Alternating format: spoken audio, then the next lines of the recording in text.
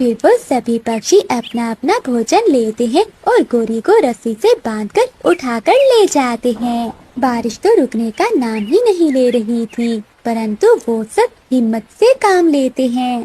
جنگل میں کئی دنوں سے بارشیں شروع تھی۔ اس بار تو جنگل میں بہت تیز برسات ہو رہی تھی۔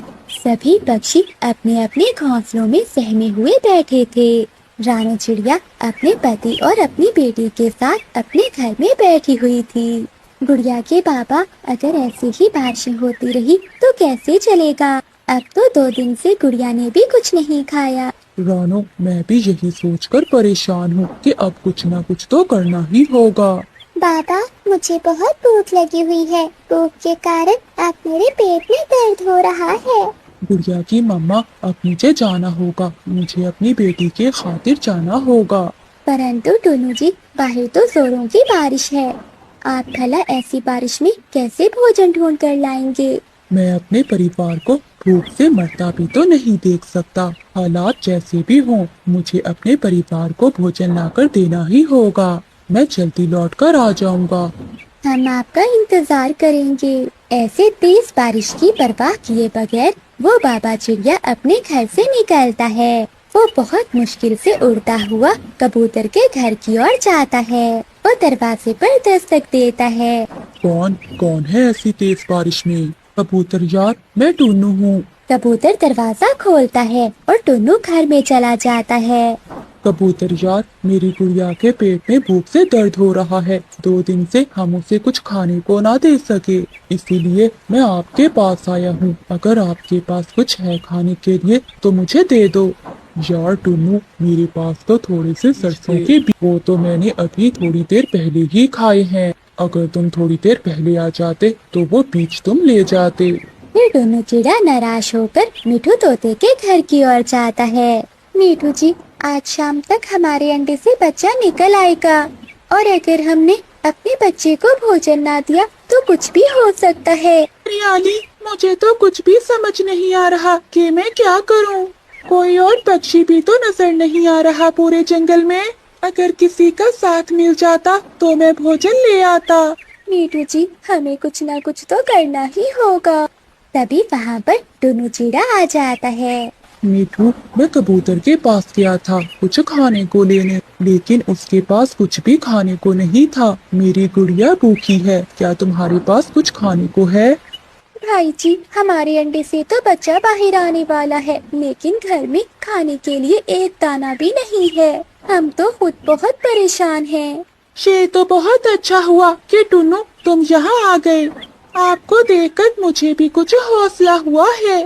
چلو، میں بھی آپ کے ساتھ چلتا ہوں اور ہم مل کر کچھ کھانے کے لیے ڈھونڈتے ہیں۔ میٹھو، ہم جائیں گے کس دشا میں؟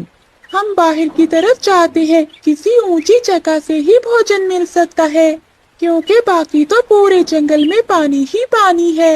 پھر میٹھو طوطا اور ٹونو چڑیا وہاں سے اڑ جاتے ہیں۔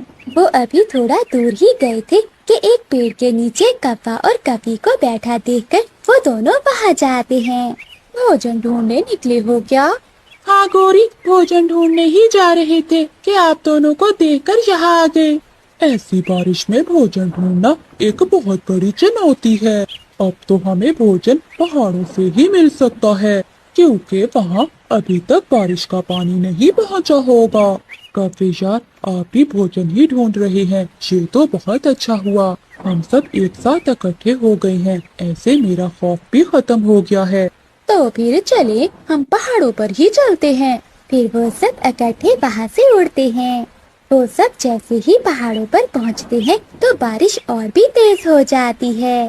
وہ سب ایک پیڑ کے نیچے بیٹھ جاتے ہیں۔ کالو جی، ایسی تیز بارش میں مجھے آسمانی بجلی لگتا ہے۔ گوری، کبھی تو کوئی اچھی بات اپنی چونچ سے نکال لیا کرو، کیوں ہمیں ڈرا رہی ہو؟ گھر میں بیٹھ کر بھی تو بھوک سے مرنا ہی تھا۔ اگر ہم اب باہر نکلے ہیں تو اوپر والا ہماری ضرور مدد کرے گا۔ تبھی کالو کوے کی نظر سامنے پانی میں پڑے ہوئے چاولوں پر جاتی ہے۔ وہاں تو ڈھیر سارے چاول تھے۔ بھوجن، ہمیں بھوجن مل گیا، وہ دیکھو سامنے چاول ہیں۔ وہ سب چاول دیکھ کر بہت خوش ہو جاتے ہیں۔ ایسی برسات میں چاول تو ان کے لیے بہت بڑی خوشی تھی۔ चलो जल्दी से चावल लेकर वापस अपने घरों को जाते हैं। नहीं मिठू, हम थोड़ी देर इंतजार करते हैं क्योंकि बारिश बहुत तेज है। जैसे ही बारिश थोड़ी कम होगी तो हम चावल लेकर घर चले जाएंगे। मुझे तो भूख बहुत ज्यादा सता रही है, आप यहीं बैठो, मैं थोड़े से चावल खा कर आती हूँ। गौरी, हम सब इकट्ठे जाते हैं, थोड़ी देर इंतजार कर लो। ना जी कालू, अब मुझसे और ज्यादा इंतजार नहीं होता। ऐसा कहते हुए गौरी कभी चावलों के पास जाती है और चावल खाना शुरू कर देती है।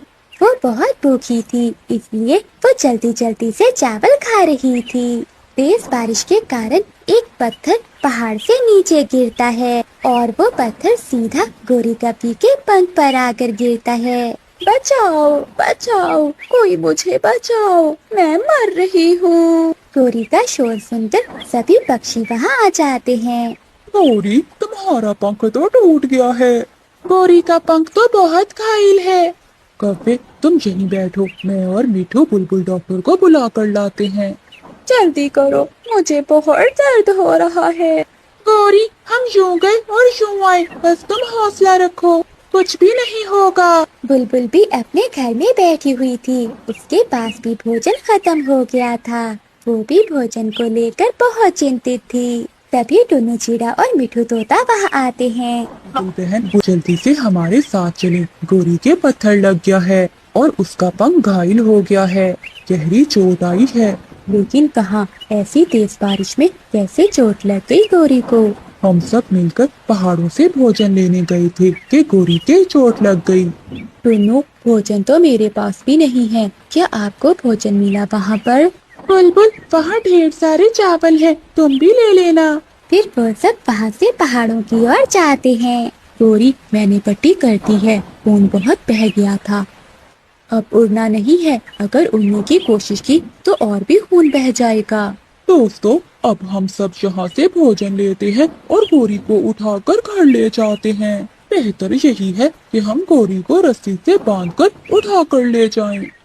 फिर वो सभी पक्षी अपना अपना भोजन लेते हैं और गौरी को रस्सी से बांधकर उठाकर ले जाते हैं। बारिश तो रुकने का नाम ही नहीं ले रही थी, परंतु वो सब हिम्मत से काम लेते हैं। वो बारी बारी गौरी को उठा रहे थे।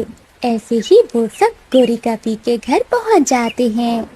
आप सबका बहुत बहुत धन्यवाद, जो आप सब ने हमारी इतनी मदद की। जब मैं घर से निकला तो मैं अकेला था, बहुत डर रहा था। जब आप सबका साथ मिला तो मुझ में हिम्मत पैदा हुई और इस तरह मैं अपने परिवार के लिए भोजन ला सका। जब तक हम सब इकट्ठे और साथ साथ हैं तो हमें किसी बात का डर नहीं। गौरी भी अब पहले से बेहतर हो चुकी थी। आप दोनों अब भोजन लेकर जाएं, बच्चे इंतजार कर रहे होंगे। फिर टुन्नू चिड़ा और मिठू तोता अपना अपना भोजन लेकर वहाँ से चले जाते हैं। वो आज दोनों बहुत खुश थे क्योंकि उन्होंने अपने परिवार के लिए भोजन ढूंढ लिया था। बाबा आ गए, मामा देखो मेरे बाबा आ गए। हाँ गुड़िया, मैं आ गया, देखो मैं अपनी बेटी के लिए चावल लेकर आया हूँ। आप ठीक तो है ना? फिर टुन्नू चिड़ा अपने रास्ते की सारी कहानी अपनी पत्नी को बताता है। हम पक्षियों की जिंदगी तो बहुत कठिन है, कभी सूखे का डर तो कभी बारिश का डर।